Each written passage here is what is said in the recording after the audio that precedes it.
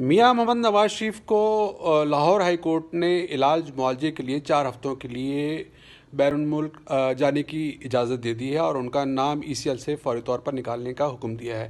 یہ تمام کا تمام صرف اور صرف ایک انڈرٹیکنگ دینے کے بعد ہو جائے گا، جو کہ وہ دے دیں گے۔ میرے نزدیک یہ فیصلہ ایسا ہے جو حکومت کی بہت بڑی ناکامی اور شکست ہے۔ عمران خان نے خود کہا کہ انسانی ہمدردی کی بنیاد پر وہ انہیں جانے کے دینا چاہتے ہیں، لیکن ساتھ ہی یہ شرط لگا دی کہ وہ 7.5 ارب روپے کا انڈیمنٹی بانڈ بھر کر دے دیں کہ وہ واپس آئیں گے یا نہیں آئیں گے۔ اگر انسانی ہمدردی کی بنیاد پر ہی یہ فیصلہ کرنا تھا تو یہ شرائط کیسی؟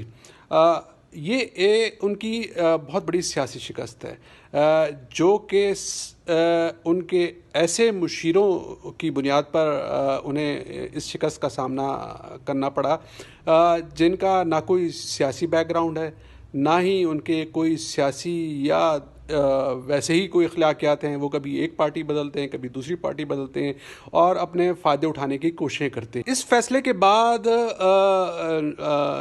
سیاسی شکست اور اخلاقی شکست کے علاوہ عمران خان کے ان مخالفین کو بھی فائدہ ہوا ہے جو کہ ان کی حکومت میں شامل ہیں، اور ان کے حوالے سے جو نہ صرف نواز شریف اور ان کے خاندان بلکہ ان کی پارٹی میں بھی ہمدردیاں پیدا ہوئی ہیں اور وہ اس سے فائدہ اٹھائیں گے۔